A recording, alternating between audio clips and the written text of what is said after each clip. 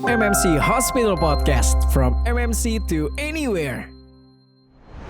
Halo Metro Friends, kembali lagi di MMC Hospital Podcast. Di episode kali ini kita akan ngomongin yang masih lebih penting lagi nih untuk kesehatan anak ya buat Metro Friends parents. Jadi kalau misalnya anak kita gitu ya yang masih usia ya 6, 7 atau anak-anak gitu ya di usianya, dan ternyata gigi susunya tanggal atau gigi susunya rusak. Nah, hari ini kita akan ngomongin gimana perlakuan atau tindakan yang akan dilakukan oleh orang tua. Apakah langsung ke dokter? Apakah langsung dicabut saja giginya? Atau seperti apa? Nah, di tengah-tengah kita sudah ada Dokter Gigi Anissa. Assalamualaikum dokter. Waalaikumsalam warahmatullahi wabarakatuh. Sehat dok ya? Alhamdulillah. Alhamdulillah. Happy banget bisa ketemu dokter Happy Anissa. juga nih baru pertama ketemu sama Alhamdulillah. Ilham. Jangan sampai kapok ya. Iya. Ini episode pertama nih Metro Friends. Siap. Mudah-mudahan nanti bisa ngelanjutin abis dokter gigi Anissa ini harus khusus anak atau bisa yang lain?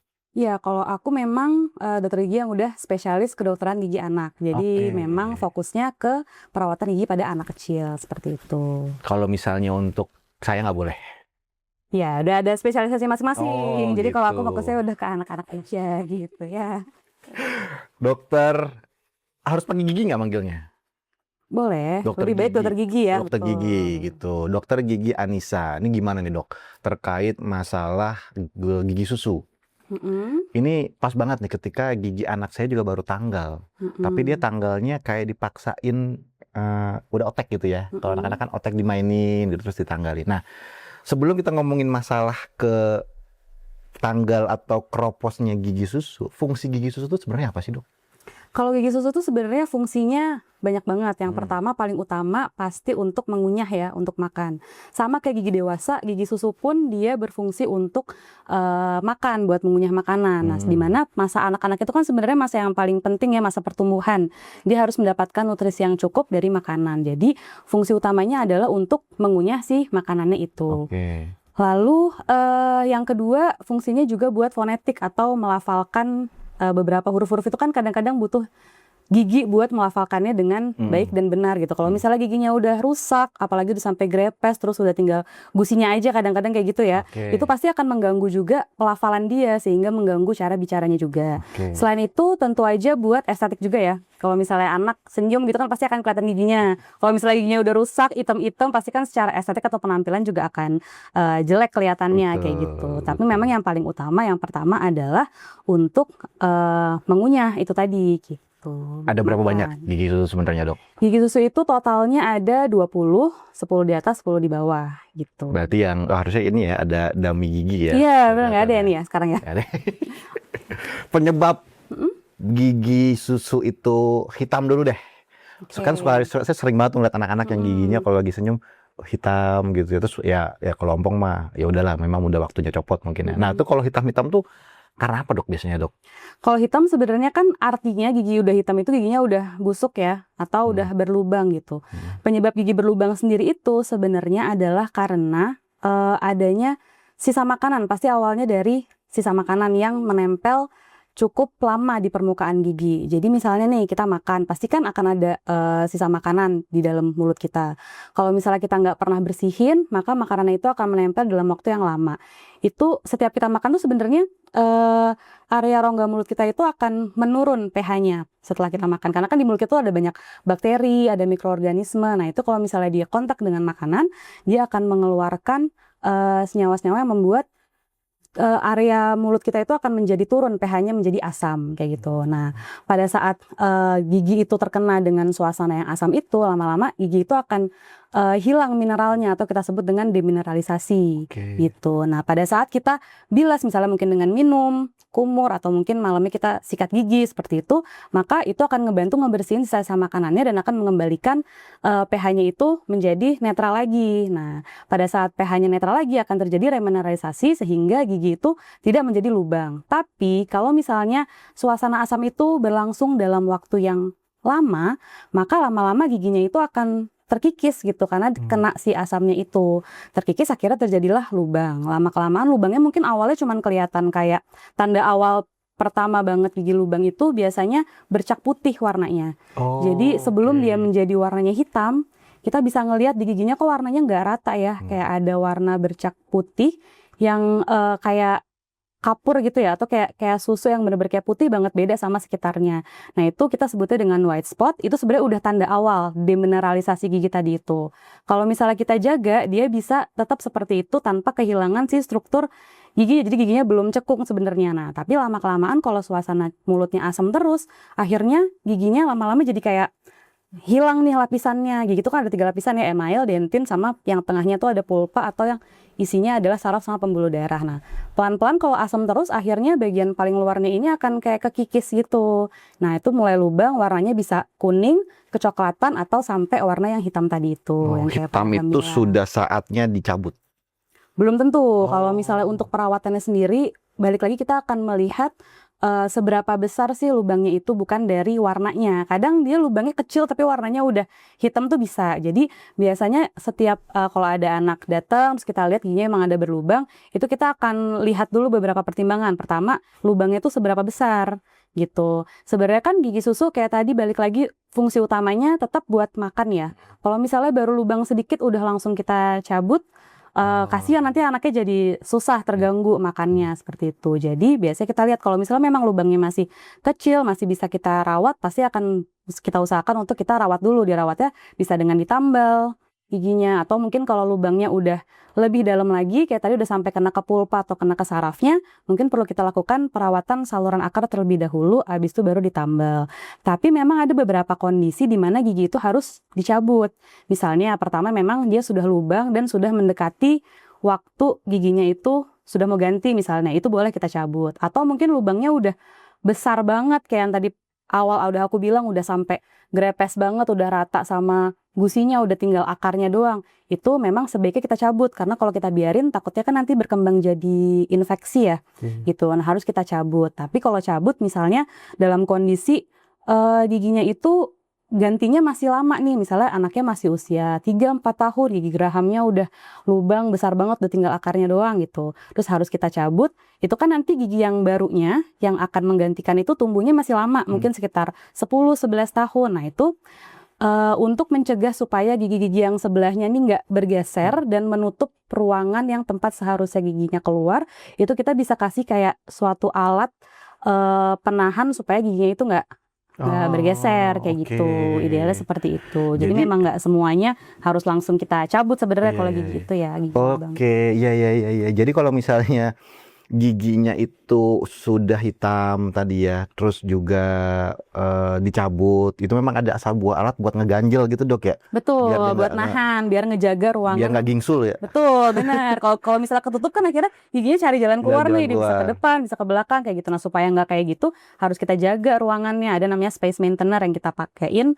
Kalau kita emang harus mencabut giginya itu lebih awal daripada waktunya. Cuman kalau misalnya memang giginya masih bisa kita pertahankan sih, sebisa mungkin pasti akan kita coba pertahankan. Kalau tidak dipakai itu artinya ya tadi ada potensi membentuk jadi gigi gingsul atau gigi berantakan pada saat dewasa nanti. Iya. Oh. Gitu. Jadi gigi gingsul itu karena ruang tumbuhnya. Betul. Tapi kalau gigi gingsul itu boleh dicabut nggak nanti ketika udah tumbuh dewasa gitu? Kalau gigi gingsul itu kan yang paling sering biasanya gigi taring ya, gigi taring atas tuh yang biasanya agak maju ke depan. Kenapa? Karena gigi taring itu sebenarnya termasuk yang belakangan dia tumbuhnya. Jadi habis gigi seri yang depan, itu kan urutannya gigi taring dulu tuh. Tapi biasanya geraham kecilnya dulu kita yang tumbuh duluan, baru si gigi taring itu. Kalau ruangannya ternyata nggak cukup, nah akhirnya gigi taringnya dia posisinya agak keluar dari jalurnya ya. Nah itu jadinya gingsul itu. Biasanya gigi taring itu nggak akan kita cabut sih. Itu biasanya bisa diperbaikin dengan penggunaan behel atau braces ya. Tuh. Kapan gigi permanen manusia itu normalnya di usia rata-rata udah maksimal semuanya keluar? Kalau misalnya dari masa pergantiannya dulu ya, pergantian gigi itu kan biasanya dimulai di usia sekitar 6 tahun.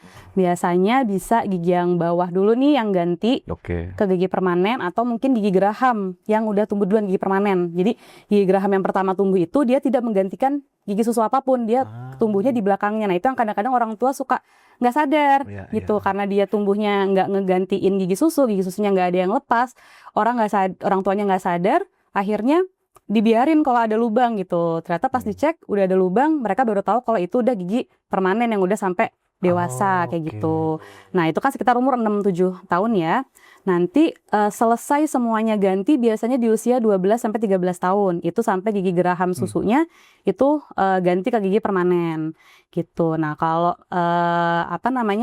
sampai gigi geraham semuanya itu udah tumbuh, sampai geraham bungsu ya, geraham yang ketiga biasanya dikenal dengan geraham bungsu itu biasanya baru tumbuh mungkin sekitar 18 tahun sampai 20 tahun atau mungkin sering juga nggak tumbuh ya kalau gigi yang bungsunya itu. Jadi kira-kira sampai dewasa itu yang masih ada gigi yang tumbuh seperti itu sampai lengkap. Lengkapnya semuanya ada 32 gigi sebenarnya kalau gigi dewasa. Iya. Artinya kalau misalnya anak ini usianya SD kelas 6, satu SMP misalnya gitu, itu dia masang kawat nggak masalah dok? Yang buat merapihkan gigi. Biasanya kita lihat lagi dari perkembangan giginya. Oke. Gitu. Jadi umurnya kita lihat dari umur giginya. Giginya semuanya udah ganti ke gigi permanen atau belum. Biasanya memang kalau yang orto yang cekat ya. Jadi yang kayak behel itu biasanya lebih sering kan gigi yang sudah semuanya ganti gigi permanen. Itu biasanya bisa di usia 12-13 tahun itu kalau pada saat giginya udah ganti semua ke gigi permanen gitu. Tahu dari mana dokter itu usia gigi orang?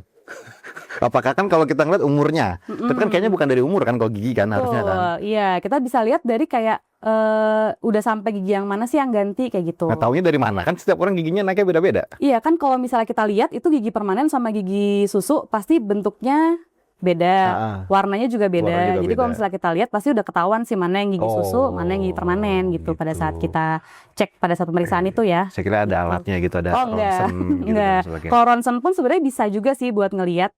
Misalnya pada saat giginya dia masih gigi pergantian ya, belum semuanya ganti, kita bisa lihat di foto ronsennya biasanya yang panoramik buat ngelihat semuanya untuk lihat kira-kira giginya itu bisa kita prediksi juga kapan kira-kira dia akan tumbuhnya gitu atau udah sampai mana nih dia erupsinya gitu. Oke. Nah tadi juga sebelumnya dokter sempat mention bahwa gigi itu ada tanda atau indikasi kalau ini bakal rusak, kayak ada white spot tadi. Nah itu apakah itu menjadi waktu yang tepat untuk orang tua langsung bawa ke dokter gigi anak atau nunggu bolong dulu atau nunggu hitam? Nah ini pertanyaan yang menarik nih karena sebagian besar orang tua itu pasti ngebawa anaknya ke dokter gigi pada saat anaknya udah ada keluhan. Setelah datang-datang udah sakit nih giginya atau misalnya anaknya nggak mau makan kayak gitu. Padahal sebenarnya paling baik membawa anak-anak ke dokter gigi itu adalah pada saat gigi pertama kali tumbuh gitu. Jadi gigi pertama kali tumbuh itu kan biasanya di usia 6 bulan sampai 12 bulan rata-rata ya. Itu udah bisa dibawa ke dokter gigi. Jadi jangan nunggu sampai giginya ada yang rusak atau anaknya ada keluhan baru dibawa gitu. Atau misalnya kadang-kadang ada juga yang 12 bulan dia belum tumbuh tuh giginya. Itu kalau bisa tetap udah dibawa aja sebelum usia 1 tahun kayak gitu. Karena memang udah umurnya harus dibawa. Betul. Tapi kalau case-nya adalah, saya pernah punya saudara kalau nggak salah ya, itu baru lahir udah ada giginya. Mungkin karena asupan kalsium ya yang berlebih mungkin ya, saya nggak tahu, saya lupa istilahnya, tapi udah ada giginya gitu di bawah. Baru lahir banget ya? Baru lahir banget nih gitu. Nah itu gimana dok? Apakah langsung dibawa ke dokter gigi atau gimana? Kalau itu kita biasanya memang ada Case-case kejadian seperti itu ya. Kita sebutnya neonatal teeth. Jadi gigi yang tumbuh pada saat bayi itu bener-bener baru lahir gitu. Sebenarnya itu harus kita lihat dulu sih, karena kalau gigi itu tumbuh sebelum waktunya, itu biasanya pertumbuhan giginya sendiri tuh belum sempurna. Sehingga gigi itu kan sebenarnya ada struktur mahkota sama ada struktur akar ya. Akar itu kan yang dia menancap di dalam rahang kita gitu ya. Nah, pada saat gigi itu baru terbentuk di dalam rahang kita tuh sebenarnya dia baru terbentuk misalnya kayak mahkotanya doang. Perlahan-lahan dia akan makin panjang membentuk akarnya itu. Sambil dia akan terdorong keluar gitu. Nah kalau harusnya misalnya tadi 6 sampai 12 bulan dia baru tumbuh. Ini baru keluar udah ada giginya. Biasanya pertumbuhan giginya itu belum sempurna. Sehingga baru terbentuk mungkin kayak mahkotanya aja dengan akarnya yang mungkin masih pendek. Biasanya kalau di bayi-bayi yang baru lahir itu giginya akan sangat goyang. Goyang. Gitu. Ujungnya copot nanti. Betul. Nah kalau goyang gitu memang sebaiknya kita ambil. Karena apa? Karena anak kecil itu kan belum punya refleks untuk mengeluarkan sesuatu gitu kalau dia tersedak ya gitu. Jadi lebih baik kita ambil supaya kalau tiba-tiba giginya itu copot nggak membahayakan anaknya. Jadi anaknya nggak tersedak gitu. Karena kan bahaya juga ya kalau sampai ketelan atau tersedak gitu. Gigi itu termasuk yang nggak bisa hancur ya di perut kalau nggak salah ya. Sebenarnya asam itu. Kalau hancur mungkin bisa ya. walaupun susah ya karena kan gigi tuh agak kayak tulang kekerasannya ya. Cuman kan kita takutnya nanti kalau misalnya dia masuknya ke saluran nafas itu kan bahaya juga iya, gitu. apalagi masih bayi ya. Betul. Jadi memang harus tetap kita ambil biasanya kalau giginya itu goyang banget. Biasanya sih emang goyang sih kalau di anak-anak yang baru lahir gitu. Baru lahir, karena memang itu dihitungnya gigi pertama apa bukan, Dok? Bisa jadi, bisa jadi. Jadi biasanya kita juga akan menjelaskan ke orang tuanya. Jadi ada kemungkinan nanti pada saat giginya tumbuh dia jadi kurang nih karena ada gigi yang udah tumbuh duluan sekarang gitu yang udah harus kita ambil. Terhitung satu berarti Terhitung satu, bener. Jadi bukan kayak kelebihan gigi itu yang gigi yang harusnya tumbuh nanti nih, cuman dia udah tumbuh lebih awal. Udah mencuri start dulu ya berarti. Iya, nah, sekarang masalah ke orang tua ya. Artinya kan di usia anak 6 bulan tadi ya, Dok ya, itu sudah harus segera dibawa ke dokter gigi. Jadi usia 6 bulan itu adalah titik start point orang tua yang mana kalau nggak salah kan kita ke dokter gigi diminta dianjurkan 6 bulan sekali. Iya, betul. Jadi 6, 12, 1,5 tahun dan seterusnya kan ya. Sampai dewasa gitu. Yang mana saya juga tidak menjalankan itu kayaknya. Harus ya, Pak. Harus ya, maaf, 16 kali ya. 16 kali ya. Saya habis ini langsung ke dokter gigi dah ke atas. Nah, itu gimana? Karena orang tua dari dulu mungkin dari zaman saya juga sudah dikasih tahu ke dokter gigi itu menyeramkan. Nah, ini dari mana nih asal muasal dokter gigi menyeramkan buat anak-anak? Apakah alat-alatnya, apakah ruangannya, apakah dokternya? Oke. Nah, ini sekarang kalau klarifikasi. Klarifikasi Kita tolong ya. klarifikasi. Jadi kalau misalnya zaman dulu sama zaman sekarang mungkin udah beda banget ya. Beda banget zaman. Kalau sekarang udah berkembang banget dunia kedokteran gigi, udah banyak juga dokter gigi yang spesialis gigi anak gitu ya. Jadi memang kalau sekarang semuanya itu di dokter gigi anak pasti suasananya itu udah beda gitu. Misalnya mungkin dari ruangannya udah banyak gambar-gambar yang lucu, kita udah nyiapin pakai kostum-kostum apa. Kalau praktik aku nggak pakai baju kayak gini nih, aku udah pakai kostum. Iya, pakai kostum sendiri ada. Ada kostumnya yang lucu-lucu dan biasanya memang udah yang lagi ini di anak-anak mereka sukanya apa kayak yang gitu. Toy Story berarti nih lagi mau. Toy Story ya, kemarin kan sempat Frozen tuh. Jadi ada juga yang kayak bajunya kayak dokter princess, jadi Elsa nih. Gitu. Iya, jadi princess. Terus kadang-kadang ya banyak lah kita yang lucu-lucu gitu ya. Terus habis itu biasanya kita pasti akan kasih reward buat anaknya. Kadang di ruangan itu juga biasanya ada layar TV. Jadi anaknya bisa sambil mungkin dengerin apa atau mungkin sambil nonton gitu buat nge-distract dia supaya dia nggak merasa kayak itu tuh menyeramkan. Tapi sebenarnya yang bikin suasana kerasa menyeramkan itu kan emang alat-alat yang kita pakai ya. Jadi kalau misalnya Bapak juga mungkin pernah juga ke dokter gigi, alat-alat yang kita pakai kan pasti ada suara-suara yang keras kayak gitu. Terus sensasinya mungkin pada saat masuk mulut, itu kan kadang-kadang kita nggak cuma satu ya alat yang masuk mulut, ada yang keluarin air, ada kaca mulutnya kayak gitu. Jadi mungkin itu juga suatu sensasi yang tidak nyaman pasti di anaknya. Belum kalau misalnya kita nyalain alatnya, selain suaranya kenceng, ada semprotan air, ada pressure mungkin di mulutnya dia yang bikin dia jadi nggak nyaman. Hal itu sebenarnya yang bikin dia jadi takut gitu ya, anak jadi takut. Tapi hal itu tuh sebenarnya bisa banget kita minimalisir ketakutan dari anak itu. Yang pertama memang harus kerjasama ya antara kita dokter gigi dan orang tuanya. Kita kan dokter gigi dan klinik pasti udah nyiapin nih semua suasananya se-kids friendly mungkin gitu. Nanti dari orang tuanya pertama mungkin bisa di rumah itu sebelum dibawa ke dokter gigi mungkin main role play itu di rumah. Jadi coba-coba ibunya atau bapaknya jadi dokter giginya, anaknya jadi pasiennya, suruh buka mulut kayak gitu, atau ntar gantian. Atau sekarang kan mainan-mainan atau YouTube buku-buku juga banyak banget yang ceritanya tuh tentang ngebawa anak ke dokter gigi dan ternyata tuh menyenangkan loh gitu. Terus habis itu juga nggak boleh ditakut-takutin anaknya. Nah itu tuh kayak gitu nggak boleh tuh. Misalnya kayak kamu jangan nakal ya, kamu harus sikat gigi, nanti kalau enggak dibawa ke dokter gigi, dicabut giginya kayak gitu-gitu kan bikin anak udah jadi takut duluan. Padahal dia nggak tahu, dia kan belum pernah nih, dia nggak tahu kok dokter gigi itu seperti apa. Jadi dengan dia ditakut-takutin gitu, dia jadi punya persepsi sendiri dan ekspektasinya, wah ke dokter gigi serem nih gitu. Padahal sebenarnya nggak seperti itu juga. Selain itu ya tadi itu balik lagi ke ngebawa anaknya dari usia kecil. Kalau bayi mungkin datang nggak ngerti ya. Kita 6 bulan 1 tahun tuh mungkin belum bisa ngerti ngapain sih dia dibawa ke situ gitu. Cuman dengan dia dibawa terus kita perkenalkan, mungkin kalau dia baru pertama kali datang kan kita nggak ngelakuin apa-apa ya. Kalau dia udah ada giginya sedikit, paling kita bersih-bersihin sedikit aja. Terus kita bersihin juga mungkin area lidahnya, gusinya, biasanya yang pertama kita lakukan ya. Terus abis itu kalau udah ada giginya bisa kita olesin fluoride. Nah semua itu adalah tindakan-tindakan yang sangat aman dan nggak ada terlalu suara-suara atau nggak terlalu menakutkan lah dan nggak ada rasa sakit biasanya. Jadi anak-anak juga akan tahu, oh ternyata cuman kayak gini doang ke dokter gigi gitu. Pulangnya mereka dapat reward, happy, terus nanti 6 bulan lagi dibawa lagi akan seperti itu lagi gitu. Beda kalau misalnya datang-datang udah dalam keadaan giginya sakit.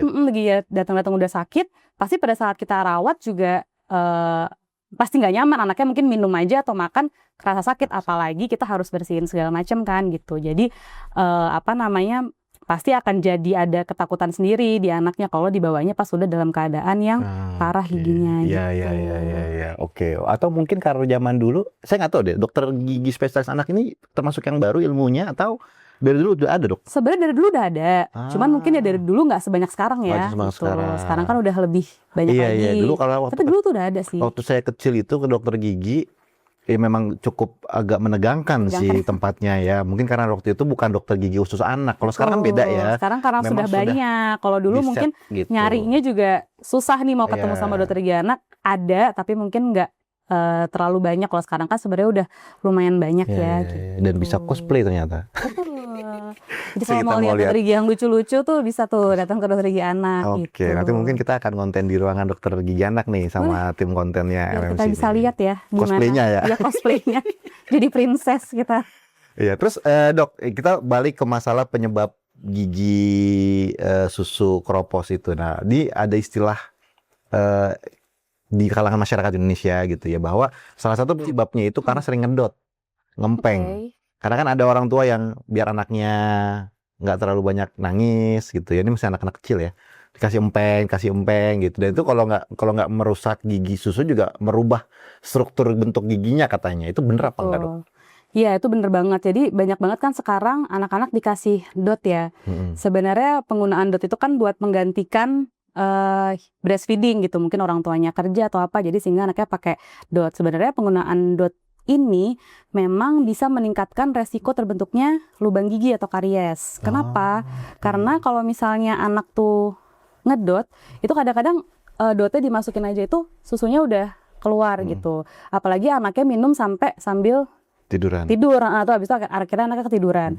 Akhirnya susunya ini jadi mengendap tuh, kayak menggenang di dalam rongga mulutnya, karena tetap dia bisa keluar tanpa harus sucking sama anaknya. Akhirnya dia mengendap dalam waktu yang lama nih, dia tidur mungkin 8 sampai 10 jam, kontak sama giginya juga jadi lama. Kayak tadi lagi kan suasana rongga mulutnya jadi asam, akhirnya membuat giginya itu pelan-pelan jadi kayak kekikis gitu. Akhirnya terjadilah lubang gitu. Itu pertama. Terus yang kedua dari kalau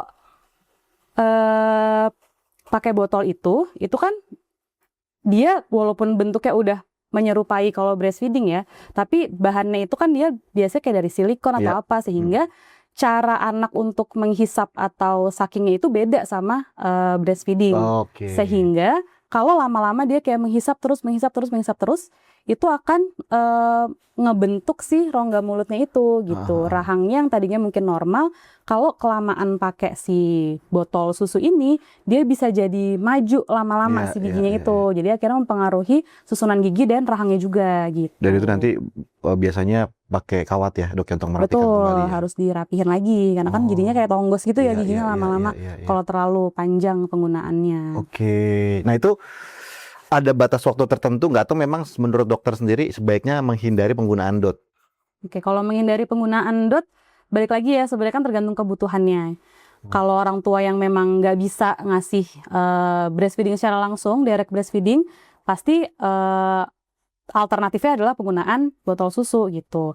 Tapi kalau rekomendasi dari AAP itu American Academy of Pediatrics dan American Academy of Pediatric Dentistry, itu rekomendasinya penggunaan botol susu itu hanya sampai usia 12 sampai 18 bulan maksimal gitu. Jadi mungkin sekitar pada saat dia udah boleh mengkonsumsi makanan normal ya, mungkin sekitar 6 bulan udah MPASI, itu udah bisa dikenalkan dengan gelas sebenarnya gitu. Nanti sekitar umur 12 sampai 18 bulan udah mulai peralihan dari dotnya itu ke gelas, supaya pertama tadi itu nggak meningkatkan resiko karies dan diharapkan nggak menyebabkan perubahan struktur rahang sama susunan giginya gitu. Jadi maksimal 18 bulan lah, setelah itu kalau bisa memang udah nggak lagi tidur sambil ngedot Ngedot ya. gitu, baik di siang ataupun malam hari. Iya sih, nah balik lagi ke gaya parenting masing-masing ya dok ya. Iya. Ya mudah-mudahan ini juga menjadi salah satu edukasi nih buat Metro Friends yang ada di rumah untuk menghindari atau mencegah terjadinya tadi kerusakan gigi susu atau kerusakan gigi lainnya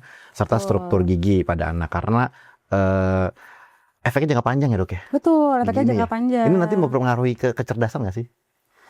Kalau kecerdasan sebenarnya secara jauh itu bisa ya dia mempengaruhi kecerdasan. Kenapa? Kalau misalnya anak giginya rusak nih ya, balik lagi ke gigi rusak, terus habis itu dia makan jadi susah, nutrisinya jadi nggak terpenuhi dengan baik, malnutrisi jadinya. Nah itu pasti akan mempengaruhi keseluruhan tubuhnya, mungkin dari berat badannya, tinggi badannya, konsentrasinya, daya tangkap gitu ya. betul, imunnya dia juga gitu. Jadi efeknya jadi kemana-mana. Karena gigi itu kan sebenarnya di dalam mulut, rongga mulut itu tempat pertama masuknya makanan. Ya, jadi kalau misalnya kita nggak perhatiin kesehatan di rongga mulutnya, itu pasti udah akan berpengaruhnya kemana-mana gitu. Jadi memang harus dijaga sedini mungkin. Betul. Saya pernah dengar kata-kata nih dok, kalau ingin ngelihat orang tua yang beneran peduli sama anaknya, lihat dari giginya.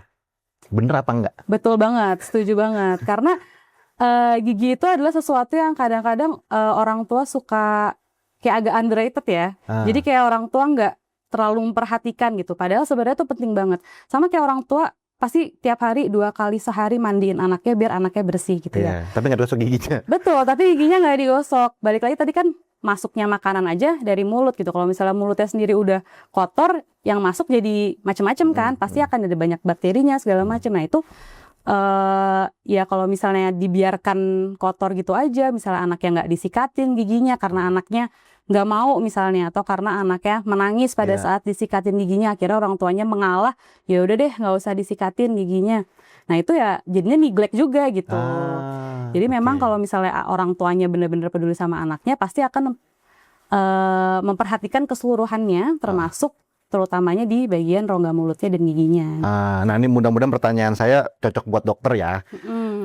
Saya nggak tahu apakah ke dokter atau ke parenting nih, atau ke dokter anak ya. Tips menggosok gigi pada anak yang masih 12 bulan ke bawah itu gimana dok? Itu kan tadi dokter bilang ya suka menangis, tantrum misalnya. Nah apakah ini saya nanyanya ke dokter gigi atau ke dokter anak nanti nih?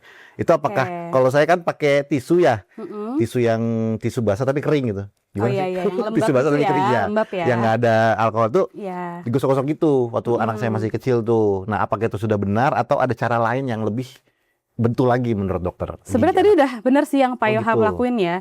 Jadi pembersihan rongga mulut anak itu harusnya kita lakukan dari sejak dia lahir. Jadi baru lahir itu kita udah harus ngebiasain untuk ngebersihin rongga mulutnya. Walaupun dia baru minum ASI aja ya. Cuman kan ASI itu tetap dia ada kandungan gulanya.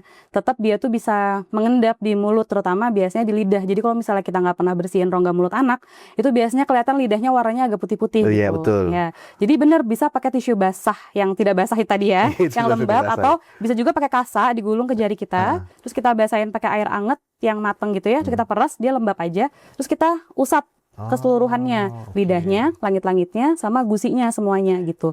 Sama 2 kali sehari juga sebenarnya. Kalau itu kita lakuin dari dia masih kecil banget, maka lama-lama anaknya tuh akan terbiasa gitu. Dia udah tahu nih setiap hari akan dibersihin, akan ada alat yang masuk ke mulutnya. Sehingga pada saat dia tuh udah mulai tumbuh nih giginya, itu kita udah peralihan ke sikat gigi, dia udah nggak asing lagi. Sikat gigi masuk, biasanya dia nggak akan menolak lagi gitu. Cuman namanya anak-anak, pasti ada mut-mutannya ya. Betul. Kita suruh mandi aja kadang-kadang kita mandiin masih bayi ya, nangis gitu. Kadang nangis, kadang nggak nangis. Sikat gigi pun sama. Kalau misalnya kita sikatin, kadang dia nangis, kadang dia nggak nangis. Tapi pada saat dia nangis, tetap harus kita lakuin gitu. Mungkin perlu agak sedikit dipaksa. Mungkin dipaksa kata-kata yang agak sedikit keras gitu ya. Tapi maksudnya tuh kayak memang itu tetap harus kita lakukan buat pembiasaan dia. Daripada misalnya giginya udah keburu lubang, terus akhirnya harus kita paksa ke dokter gigi, kan lebih baik kita jaga dari rumah gitu. Dan itu sambil kita kasih pengertian ke anak. Anak-anak kan sebenarnya ngerti ya kalau kita kasih tahu terus. Dan berulang-ulang ya. Betul, kita kasih pengertian terus bahwa ini memang buat kebaikannya dia. Jadi nggak apa-apa. Lama-lama kalau dia udah terbiasa, nggak usah nunggu terlalu gede juga, biasanya dia udah oke sih kita sikatin, udah nggak akan nolak lagi gitu. Kalau untuk anak usia yang giginya udah banyak, saya kan sering lihat tuh ada produk sikat giginya yang yang digigit terus dikira gini-gini ini. Itu boleh apa enggak, Dok? Sebenarnya secara science base-nya itu belum ada penelitiannya sih untuk efektivitas dari sikat gigi yang modelnya kayak gitu. Iya. Balik lagi memang sikat gigi itu kan sebenarnya konsepnya adalah kita ngebersihin seluruh permukaan giginya harus benar-benar merata gitu semuanya. Jadi sebenarnya pakai sikat gigi biasa aja nggak apa-apa. Yang paling penting nih pasta giginya nih. Pasta gigi juga jadi perdebatan juga nih biasanya di orang Betul. tua. Nah, gimana Pakai nih? yang ada fluoride-nya apakah ada Itu, fluoride ya, Dok? konspirasi mana kita ambil? Iya nih. Kalau balik lagi rekomendasi dari Asosiasi Kedokteran Gigi di dunia ya, di Amerika segala macam itu memang yang direkomendasiin tetap penggunaan fluoride karena fluoride itu adalah dia mineral yang dia bisa menguatkan jaringan gigi gitu sehingga dia jadi lebih tahan terhadap asam tadi itu gitu ya. Jadi buat memproteksi si giginya. Jadi kita tetap harus pakai yang fluoride. Nah, permasalahannya itu adalah di seberapa banyak kita harus kasihnya gitu. Nah, itu harus disesuaikan dengan kondisi anaknya dan kebutuhannya. Kalau misalnya anaknya masih kecil, giginya mungkin belum terlalu banyak juga, masih belum bisa meludah, belum bisa berkumur, itu kita cukup kasih sebiji beras aja gitu. Jadi nggak perlu banyak-banyak kayak semua sepanjang sikat giginya kita kasih gitu, nggak usah. Cukup 1 biji beras aja, itu udah cukup buat seluruh permukaan giginya. Dan kalau ketelan pun itu nggak masalah, nggak akan menyebabkan suatu komplikasi lainnya gitu. Jadi segitu, nanti mungkin sekitar udah lebih besar bisa dikasih kacang polong gitu lebih banyak pada saat anaknya udah bisa berkumur gitu. Oke, nah itu tadi Metro Friends ya, masalah pemilihan. Karena saya termasuk orang tua yang terkena konspirasi itu. Oh gitu, pakai nggak fluoride? Saya jawab di podcast selanjutnya ya. Jadi buat Metro Friends juga ya yang ada di rumah gitu ya, parents yang apalagi yang mau melahirkan atau punya anak-anak di rumah gitu ya. Nah, ini bisa banget konsultasi sama dokter gigi Anissa, spesialis anak. Spesialis kedokteran gigi anak gitu. Nah, mau secara offline bisa datang ke rumah sakit MMC, jadwal ke prakteknya tiap hari Selasa dan Kamis gitu ya. Atau bisa juga melalui telemedicine. Nomor telepon telemedicine-nya saya taruh di bawah. Jadi nanti kalau misalnya Metro Friends yang ada di luar Jakarta gitu ya, atau memang tinggal di Jakarta tapi lagi keluar kota, pengen konsultasi, nah itu bisa banget secara digital atau secara online. Nanti nomor teleponnya ada di bawah, bisa diklik aja cara reservasi dan juga melakukan telemedicine seperti apa. Atau kalau misalnya nonton juga ada Metro Friends yang punya sekolah gitu ya, anak-anak mau didatangi oleh dokter gigi Anissa ke sekolahnya, boleh banget. Nanti nomor telepon untuk kerjasamanya bisa ada di bawah, nanti bisa langsung klik aja bagaimana cara untuk melakukan kerjasamanya. Oke, kita lanjut ke pertanyaan selanjutnya, ke dokter gigi Anissa. Oke dok, nah ini pertanyaannya adalah terkait pasta gigi buat anak-anak. Nah buat orang tua ini kan banyak banget ya pasta gigi yang ada di pasaran. Kita tuh kadang kalau lagi pergi ke supermarket tuh suka bingung mau pilih yang mana. Rekomendasi dokter, komposisinya tuh yang dicek duluan apa? Kalau komposisi pasta gigi sama kayak tadi, yang paling penting adalah yang mengandung fluoride. Jadi cari yang ada fluoride-nya. Berapa persen? Kalau kandungannya 1000 ppm. ppm itu apa? ppm itu parts per million. Jadi dia kayak konsentrasi si fluoride itu dalam si per million tadi itu. Ya. Jadi kita rekomendasinya memang yang 1000. Jadi boleh cari yang 1000 ppm, tapi yang paling penting memang kita lihat ada kandungan fluoride-nya karena sekarang banyak banget sih yang dijual di pasaran itu yang tidak mengandung fluoride. Ya rasa-rasa boleh. Rasa-rasa boleh, nggak apa-apa. Disesuaikan aja dengan preferensi anaknya. Ada komposisi lain nggak selain fluoride itu yang perlu ada di dalam pasta itu? Biasanya kita juga ngelihat adanya kalsium sama fosfat sih di pasta giginya ya. Karena itu kan mineral-mineral yang dibutuhin buat menguatkan gigi. Cuman memang yang paling penting itu sih fluoride-nya ini. Gitu. Fluoride, brandnya endorse ya? Jangan. Jangan, nggak boleh ya, nggak boleh. Jadi kalau misalnya buat para Metro Friends orang tua nih kalau lagi pergi ke supermarket, minimarket, nah itu bisa dilihat tuh komposisi-komposisi yang ada di pasta gigi untuk anak-anaknya. Kalau untuk rasa-rasa, biasanya kalau anak saya tuh milihnya ke arah bentuk. Gambar-gambarnya. Kan dia nggak mentingin isinya ya. Dapat hadiah apa juga dok. Oh iya, gitu. Ya benar-benar. Seru juga sih kalau ngeliat ini ya, masalah gigi anak-anak ya. Karena gigi anak saya baru aja tanggal kemarin. Oh gitu. Gitu, pas bagian gigi bawah. Dan bener nggak dok, kalau gigi bawah tanggal tuh harus dilempar ke atas? Oh itu mitos. Sebenarnya nggak ada tujuannya ya buat melempar giginya itu ke atas. Jadi itu mitos aja sih. Kalau zaman sekarang tuh malah banyak anak-anak disimpan. Nah itu, anak saya beli tempatnya. Iya. Itu ngomong boleh?